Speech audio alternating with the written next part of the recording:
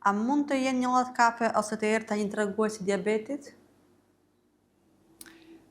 Nuk ka lidhje me diabetin, nuk ka lidhje me shtimin e sheqernave njollat kafe. Njollat kafe kanë lidhje shumë me disa ndryshime hormonale të tjera që ndodhin në organizëm, ose me disa produkte të tjera të cilat në kontakt me diellin mund të japin njolla kafe.